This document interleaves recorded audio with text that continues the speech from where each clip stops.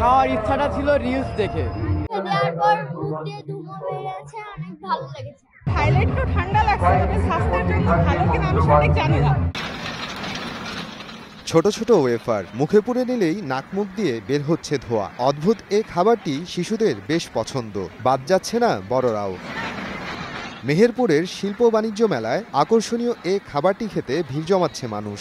জানা যায় খাবারে ধোঁয়া তৈরির জন্য ব্যবহৃত হচ্ছে -196 ডিগ্রি সেলসিয়াসে রাখা তরল নাইট্রোজেন। সেই নাইট্রোজেন খাবারের সাথে প্রবেশ করছে মানবদেহে। নাইট্রোজেন যুক্ত এ খাবারটি কতটুকু স্বাস্থ্যসম্মত তা জানেন না ক্রেতারা। ঘুরতে যেয়ে দেখছি যে এখানে একটা আকর্ষণীয় বিষয় হচ্ছে মেলার একটা স্টল আছে, সেখানে বিস্কুট দিচ্ছে, বিস্কুটের ভিতর দিয়ে ধোঁয়া বের হচ্ছে। বাচ্চা ডেকে নিয়ে ঘুরতে এসেছিলাম, আসার পরে দেখলাম এখানে আইসক্রিম বিক্রি হচ্ছে।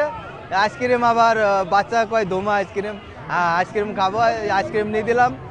মোটামুটি ওরা কয় যে ভালো লাগছে, ভালো জিনিস। স্মোক বিস্কিট এটা দেখতে একটা অসাধারণ, কারণ এটা বিড়ির মতো একটা ফ্লেভার আছে বা একটা ধোঁয়া আছে, কিন্তু আসলে এটা ধোঁয়াটা না, এটা ঠান্ডা, এটা কোনো ক্ষতি কিছু মনে হয় না আমার। বাচ্চার আবদার মেটানোর জন্য এটা আমরা আমার বাচ্চাকে খাওয়াইলাম।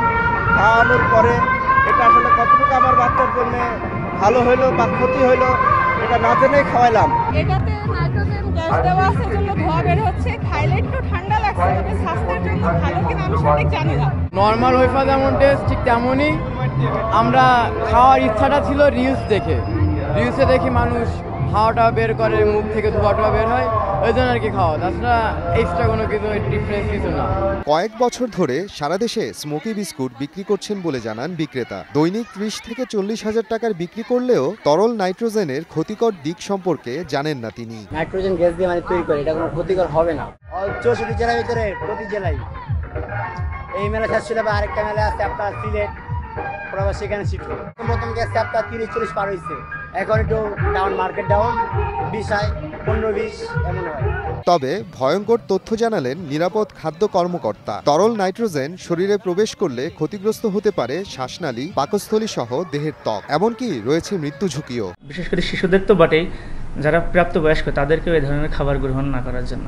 জেলার বাইরে থেকে কিছু খাদ্য ব্যবসায়ী আছে যারা এই ধরনের কাজগুলো করছে, তো তাদেরকে আমরা মৌখিকভাবে সতর্ক করছি। এরপরে যদি তারা এই ধরনের উৎপাদন বন্ধ না করে, এই স্মোকি বিস্কুট যদি উৎপাদন অব্যাহত রাখে, কাস্টমারের কাছে বিক্রি অব্যাহত রাখে, আমরা প্রয়োজনীয় বিচারিক ব্যবস্থা গ্রহণ করব। সস্তা ওয়েফারে তরল নাইট্রোজেন মিশিয়ে প্রতি কাপ বিস্কুট বিক্রি করা হচ্ছে 50 টাকায়। সময় সংবাদ, মেহেরপুর।